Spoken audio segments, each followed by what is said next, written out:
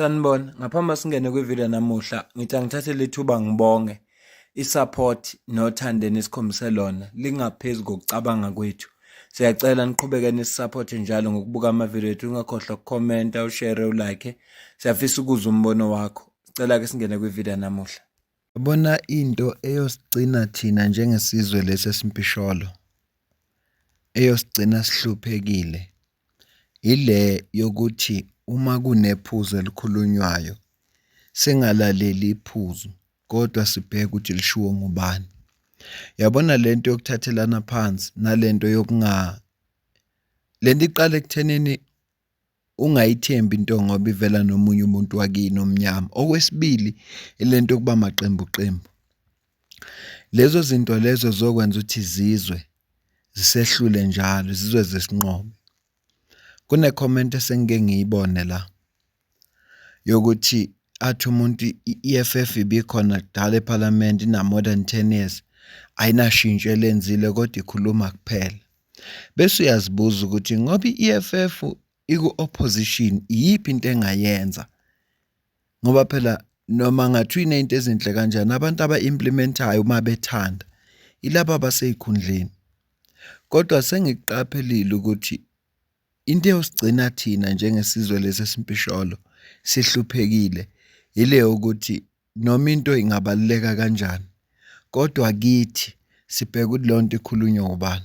Ngike ngenza ivideo la ngaphambilini ngesikhathi uminister waye introducer uhlelo abanalo olusha lokuthi bavula umzila lo we Transnet noma umzila lo weyitimela, kodwa kuzongena ama-private company kube uwona operator.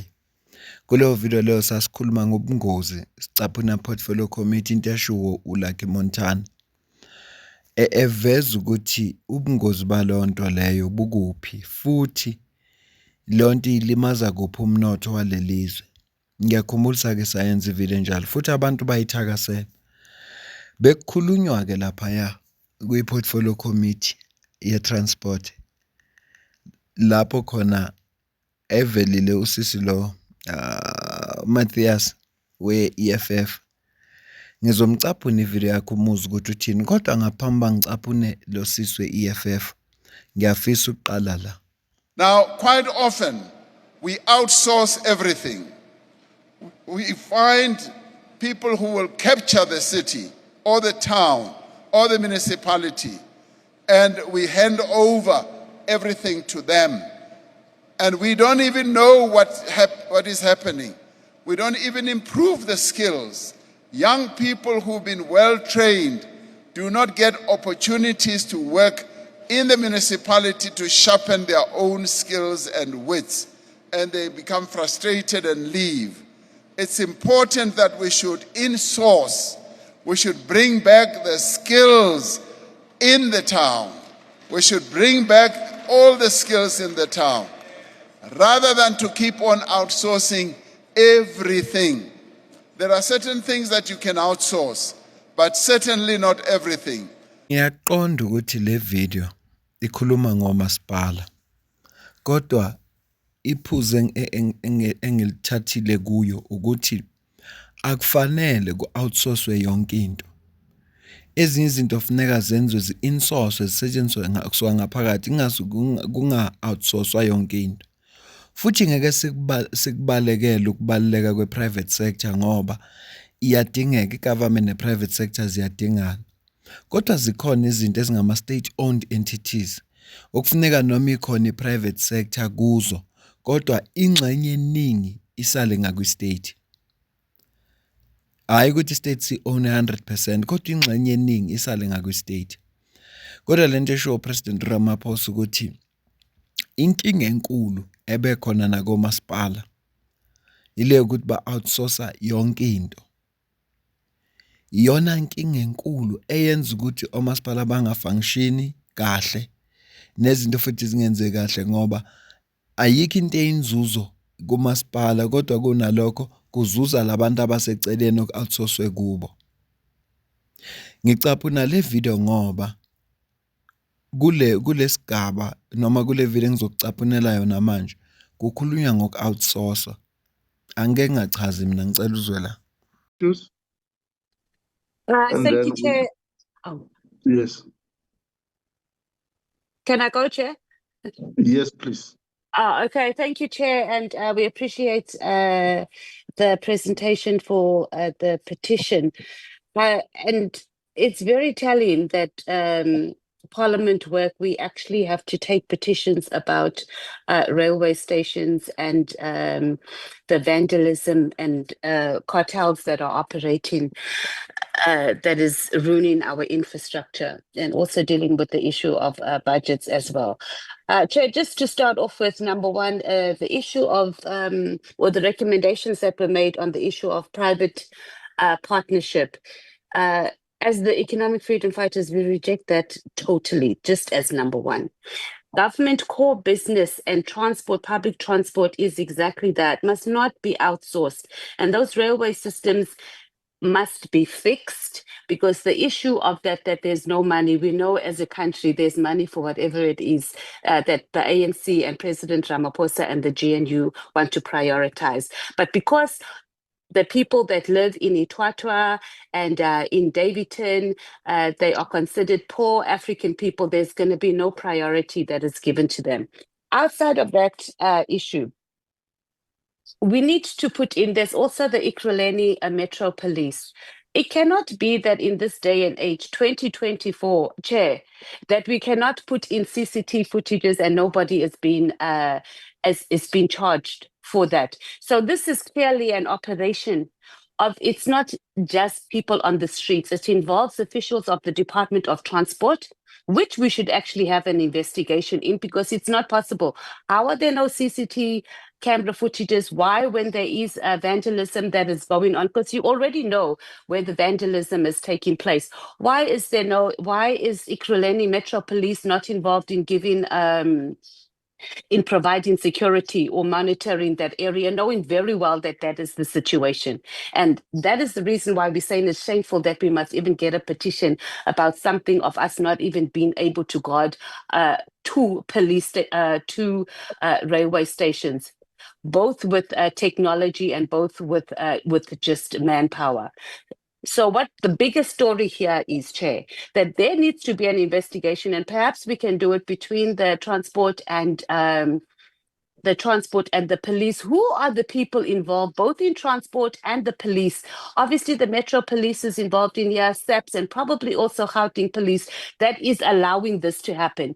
We never get to the core of the problem because we are always touching on the surface. We cannot always be allocating funding and then the money is either squandered or looted, or sometimes even if it goes there, it gets looted in another way through these criminal syndicates, because they do not want us to provide proper transport.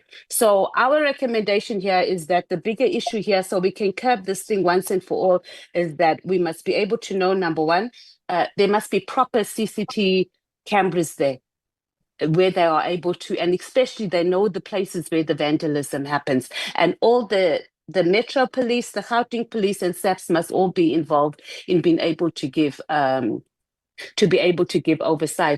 on that. And then As you budget must conclude, be Honorable allocated. You know, you don't want to hear. I have so much to say, Chair. I thought we had the whole day here, but thank you. I'm done. Indaba okukhulunywa ngalo la ukuvandalizwa kwe-infrastructure, and into eyaliwa i-EFF la ukuthi akunga-outsourcwa. Why kungafakwa ama-CCTV cameras akuwona azogada bese namaphoyisa abayingxenye yalokusebenza? Kufuna kube ne-investigation kutholakala ukuthi obani abavandalizayo. Ibhlungu lento le ngoba uyazi nawe mangabe kwakuhamba isitimela ngakini, amakhebula awekho, yonke into ayikho. Yebo, konakala kakhulu ngesikhathi se-COVID, ngesikhathi abantu babehlele emakhaya. Kodwa lokho nje kukodwa ngeke abantu bakwenze engeke amaphoyisa involve. Angeke ngisho kanje. Ngake ngasebenza scrapyard. La makhebula weze-Transnet nala makhebula ka-Eskom abefika athathwa afake endaweni athize ngoba i-scrapyard ziyawathenga la makhebula lawo.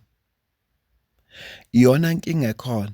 ayafika amaphoyisa ezokoleka ngiyangikubiza ngokweshumi ingxenye yawo, ngoba abayazi abe-Gripeyard ukuthi uma bengayikhiphi leyo mali ukunikeza amaphoyisa bazoba nenkinga.